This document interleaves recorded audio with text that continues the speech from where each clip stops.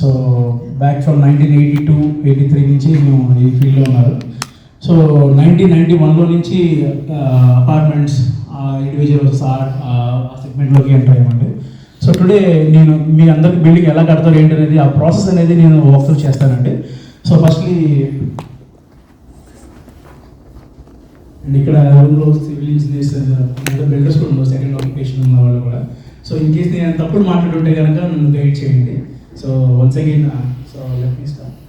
So to start with basically మనం ఒక building కట్టాలన్నా ఏదైనా కానీ ఫస్ట్ మనకి ల్యాండ్ మెజర్మెంట్స్ అనేది చాలా ఇంపార్టెంట్ అండి. సో కొంతమంది ఏమంటారంటే మాకు 20 feet విత్ హాల్ను 30 feet విత్ 20x30 హాల్ కావాలని అంటారు. వాళ్ళ ల్యాండ్ వచ్చేసి 25x50 ఉంటుంది. సో అంటే 20 feet with 25 feet with 50 feet depth అండి. సో అలాంటప్పుడు వాళ్ళు కావాల్సిన ఆలోచనతో ఉన్న డ్రాయింగ్స్ కానీ డిజైన్స్ కానీ వాళ్ళకి సెట్ అవ్వండి. సో ఫస్ట్ మనం తీసుకోవాల్సిన స్టెప్ ఏంటంటే మనకు తగ్గట్టు మన డ్రాయింగ్ తీసుకొని దాన్ని బట్టి మన ల్యాండ్ ఎక్విజిషన్కి వెళ్ళాలండి. So basically ideal measurements would be around individual హౌస్కి అయితే కనుక అరౌండ్ 30-50, 30x50 కానీ 35x45 కానీ అలాంటి మెజర్మెంట్స్ ఉంటే కనుక మీకు కావాల్సిన వ్యూతో మీ ఆలోచన ప్రకారం మీకు వస్తూ ఉంటుందండి అవుట్పుట్ అనేది. So basically first point would be acquisition of land అండి. దెన్ డిజైన్స్ అండ్ డ్రాయింగ్స్, దాని తర్వాత అప్రూవల్స్. సో దీని తర్వాత ఏంటంటే ఇక మా దగ్గరికి త్రూ ఆర్కిటెక్ట్స్ కానీ ఎవరి ద్వారా కానీ ప్లానర్స్ ద్వారా కానీ కాంట్రాక్టర్ని అప్రోచ్ అవుతుంటారండి. సో అప్రోచ్ అయిన తర్వాత first we ask the client is what exactly do you want. So మాకు డ్రాయింగ్స్ అవన్నీ ప్రొవైడ్ చేస్తారు. సో ఇన్ కేస్ ఆ డ్రాయింగ్స్ లేవంటే కనుక ఆ డ్రాయింగ్స్ మేము త్రూ ఇంజనీర్ స్ట్రక్చరల్ ఇంజనీర్ మేము ప్రొవైడ్ చేస్తామండి. సో దాని తర్వాత ఏంటంటే మాకు బిల్ ఆఫ్ క్వాంటిటీస్ అనేది వస్తుంది. So what exactly the client wants. Bill of quantities ఏంటంటే నాకు ఈ రూమ్లో ఇది లైట్స్ కావాలి. సో ప్రతిదానికి యాడ్ ఆన్స్ అవుతుంది, కొద్దిగా దానికి కాస్టింగ్ మారుతూ ఉంటుందండి. So based on the requirement ఈ కాస్ట్ అనేది ఉంటుందండి. సో బేసికలీ మార్కెట్లో ఎస్ఎఫ్టీకి 1000 రూపాయలకి ఇచ్చేస్తారు, 2000కి ఇచ్చేస్తారు, మీరేంటి ఎలా చెప్తున్నారని చెప్తూ ఉంటారు. సో 1000 రూపాయలకి ఇచ్చే దాంట్లో క్వాంటిటీస్ చూడండి, దాంట్లో ఏ రిక్వైర్మెంట్ ఉంది 2000లో మీకు మార్కెట్లో రేట్ని బట్టి మీకు క్వాంటిటీస్ అనేది మారుతూ ఉంటాయి. మారే క్వాంటిటీస్ బట్టి రేట్ అనేది మారుతూ ఉంటుంది. So basically we have to compare gold with gold, diamond with diamond అండి. సో అప్పుడు మీకు కంపారిజన్ చేసుకున్నప్పుడు దాంట్లో క్లారిటీ అనేది వస్తుంది. సో అండ్ మోర్ ఓవర్ టెక్నికల్గా చూసుకుంటే కనుక ఎస్ఎఫ్టీకి ఇంత రేట్ పడుతుంది అని చెప్పడం చాలా బూత్ అండి. సో ప్రాబ్లీ ఇక్కడ సివిల్ ఇంజనీర్ ఉన్నారు, ఆయన చెప్పగలుగుతుంది. సో బిల్ ఆఫ్ క్వాంటిటీస్ అనేది మనకి ఇచ్చుంటే కనుక ఆ క్వాంటిటీస్ దాంట్లో ఐటమ్స్ ఉన్న దాన్ని బట్టి మనకి ఎస్టిమేషన్ వచ్చిందండి. సో ఇన్ కేసు ఎప్పుడైనా ఎవరైనా ఎస్టిమేషన్ అడిగినప్పుడు ఎస్ఎఫ్టీ ఎలా చేస్తారని అడగద్దండి.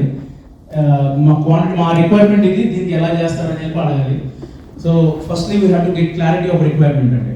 దాని తర్వాత వచ్చేసి planning and execution. So planning చేసుకున్న దాన్ని బట్టి ఏదైతే మీకు ప్లానింగ్ స్టేజ్లోనే ఇనిషియల్గానే నాకు ఈ వాల్స్ కావాలి, ఇంటర్నల్ వాల్స్ లేదా అవుట్ సైడ్ ఇలా కావాలి అనుకున్నప్పుడే మనం చేసుకుంటే డబుల్ పని అవుతుంది అంటారు. ఎందుకంటే ఒకసారి ప్లానింగ్ స్టేజ్లో ఉండనుకుంటారు, ఎగ్జిక్యూషన్ టైంలోకి వెళ్ళేవాడు నాకు ఇది నచ్చలేదు అనుకుంటారు. సో ప్లానింగ్ స్టేజ్లోనే మొత్తం ఫ్రీజ్ చేసుకొని వెళ్తే కనుక ఎగ్జిక్యూషన్ అనేది చాలా ఫాస్ట్గా అవుతుంది అండ్ విత్ ఇన్ టైం లైన్లోనే మనం అన్నీ చేసుకోవచ్చు అండి. బికాజ్ ఎందుకంటే ఒకసారి టైం కన్స్టెంట్స్ వల్ల ముహూర్తాలు ఏప్రిల్లో చేయాల్సింది ఆగస్టులోకి అలా మారిపోతూ ఉంటాయి, around 4 months of time. So దీనివల్ల ఏంటంటే లోన్స్కి వెళ్ళిన వాళ్ళ ఇంట్రెస్ట్ రేట్స్ పెరిగిపోవడం, సో ఈ మనీ ప్రెషర్ అంతా వస్తుందండి. So basically different types of foundations ఉంటాయండి. సో రీసెంట్గా మేము కాంగూరులో ఒకటి చేసామండి. సో దానికి వచ్చి PC structure which is pile cap structure అండి. So pile cap first point వచ్చేసి first photo pile cap structure అండి. దాని తర్వాత వచ్చింది plinth beam with columns. Plinth beam అయితే కాలమ్ స్టేజ్లో ఉంది. So this is the basic process అండి. అండ్ దెన్ రీసెంట్గా మేము కలకట్టాలో ఒక 2000 బెడ్ హాస్పిటల్ చేసాము విచ్ ఇస్ కర్ణ హాస్పిటల్స్ అండి, almost ready to hand over. దాని తర్వాత ఇది వచ్చేసి సూపర్ స్ట్రక్చర్ అండి. సో మీకు ఇది ప్లాస్టింగ్ చేసినట్టు ఉంటుంది కానీ ప్లాస్టింగ్ చేయలేదండి ఇది. సో వుడెన్ సెంటరింగ్ వాడామండి, వుడ్ సెంటరింగ్. సో దానివల్ల ఇది ప్లాస్టింగ్ చేసినట్టు కనిపిస్తుంది. అండ్ ఇది మనకి దుర్గా మేడం ఉన్నారు కదండి, వేద ఎంటర్ప్రైజెస్. సో వాళ్ళది రా స్ట్రక్చర్ అండి, గన్నవరంలో చేసింది. సో బేసికలీ ఇక్కడ ఒక సాఫ్ట్వేర్ ఇంజనీర్ ఉన్నారు అనుకోండి, వాళ్ళు ట్రైల్ అండ్ ఎర్రర్ మెథడ్ ద్వారా కోడింగ్ చేసి అవుట్పుట్ అనేది తెచ్చుకుంటారు. సో ఇక్కడ మా కన్స్ట్రక్షన్లో ఏంటంటే ఆ ట్రైల్ అండ్ ఎర్రర్ మెథడ్ చేయలేమండి. So first you have to visualise, ఆ డ్రాయింగ్ని బట్టి విజువలైజ్ చేసుకొని ఎలా చేయాలి ఏంటి అనేది ఖచ్చితంగా గన్ షాట్ లాగా చేసుకోవాల్సి వస్తుంది. Because everything involves big money. దాని తర్వాత వచ్చేసి కన్స్ట్రక్షన్ ఫేజ్లో ఇప్పుడు ప్లంబింగ్ లైన్ ఉంది, మధ్యలో కూడా వచ్చేసి ప్లంబింగ్ లైన్ అండి. సిపివిసి లైన్స్ పెట్టేసి టెస్టింగ్ కోసం ఉంచుతాము. వాటర్ ట్యాంక్ కనెక్ట్ చేసి ఉంచేసి ఆల్మోస్ట్ ప్లాస్టిక్ స్టేజ్లోనే వాటర్ కనెక్షన్స్ అన్ని ఇచ్చేస్తామండి. ఇచ్చేసి ఎక్కడెక్కడ లీక్లు వస్తున్నాయా అనేది ముందు చెక్ చేసుకోవాలి. ఎందుకంటే వాళ్ళు చూసే కనుక మనకి ఎక్కడ చూసిన బిల్డింగ్లో మెజారిటీ బిల్డింగ్స్ బాగానే ఉంటున్నాయి, కానీ కొన్ని బిల్డింగ్స్ ఏంటంటే చమ్మలు వచ్చేసి బయట అవుట్ సైడ్ వాల్ టెక్స్చర్ కానీ పుట్టి కానీ పెయింట్స్ కానీ ఊడిపోతూ ఉంటాయండి. సో ఇలా టెస్టింగ్ చేసుకుంటే కనుక మా మెజారిటీ అవాయిడ్ చేయొచ్చు. అండ్ సెకండ్లీ ఏంటంటే టెస్టింగ్ చేసుకున్నా కానీ కొన్ని సంవత్సరాలు వస్తాయని అడుగుతారు. అది ఏంటంటే మీకు ఫస్ట్ కొన్నిసార్లు ఏమవుతుంది, మెయింటెనెన్స్ టైంలో ట్యాప్స్ తీసి బిగిస్తూ ఉంటారు. ట్యాప్ పాడైంది, ఓకే ఇంకో కొత్త ట్యాప్ వేసుకుంటాం, అదైంది. సో ఆ ట్యాప్ బిగించేటప్పుడు సరిగ్గా బిగించడం, అదేంటంటే కొన్నిసార్లు సిపివిసి లైన్ క్రాస్గా బిగించడం కానీ ఇలాంటివి జరుగుతూ ఉంటాయి అన్నమాట. సో దానివల్ల ఏమవుతుందంటే లీక్స్ అనేవి వచ్చి వాల్స్ ఇంటర్నల్ వాల్స్లో కానీ కింద స్లాబ్లో కానీ లీక్ అవుతూ ఉంటాయి. అండ్ అనదర్ థింగ్ ఏంటంటే అందరూ కొంతమంది సంకిన్ స్లాబ్స్ కానీ డౌన్ స్లాబ్స్ కానీ వేసుకుంటూ ఉంటారు, దానికి వాటర్ ప్రూఫింగ్ సరిగ్గా చేసుకోరండి. సో బేసికలీ మేము యూజ్ చేసేది ఏంటంటే స్పంజ్ టెక్నిక్ అనేది యూజ్ చేస్తామండి. సో బేసికలీ వాటర్ ప్రూఫింగ్ చేసి దానిపైన లూజ్ కాంక్రీట్ చిప్స్ వేస్తాం. వేసిన తర్వాత దానిపైన బెడ్ అనేది వేస్తామండి. బేసికలీ ఈ బెడ్లో ఏమైనా వాటర్ లీక్ అయినా కానీ ఆ లూజ్ కాంక్రీట్ నుంచి ఈ స్లోప్ ఉన్న వైపు వాటర్ అనేది వచ్చేస్తున్నాయి. ఇది ఓల్డ్ టెక్నిక్, ఇప్పుడు కొంతమంది యూజ్ చేస్తున్నారండి. అండ్ దెన్ సో ఇలాంటి మెజర్స్ తీసుకోవడం వల్ల ఏంటంటే బిల్డింగ్ స్ట్రక్చర్ అనేది లైఫ్ ఎక్కువ ఉంటుందండి. అండ్ మోర్ ఓవర్ ఇప్పుడు మీరు దుబాయ్లో కానీ ఇటు సైడ్ చూస్తూ ఉంటే హై రైజ్ బిల్డింగ్స్ ఉంటాయండి, లైక్ సే బుర్జ్ ఖలీఫా ఇలాంటి. వీటికి ఏంటంటే ఐరన్కి మనకి కాంక్రీట్ స్ట్రక్చర్లో వేసేటప్పుడు ఐరన్కి జింక్రోమైట్ ప్రైమర్ అని వాడుతుంటారు. దానివల్ల ఏంటంటే రష్ని అలాంటివి ప్రివెంట్ చేయొచ్చు. సో బేసికలీ ఇక్కడ అంత ఎక్కువగా వాడట్లేదు, but we are getting used to this. రీసెంట్గా స్టార్ట్ చేస్తూ వస్తున్నారండి మెల్లిగా, ఎస్పెషల్లీ హై రైజ్ బిల్డింగ్స్లో వాడుతున్నారు.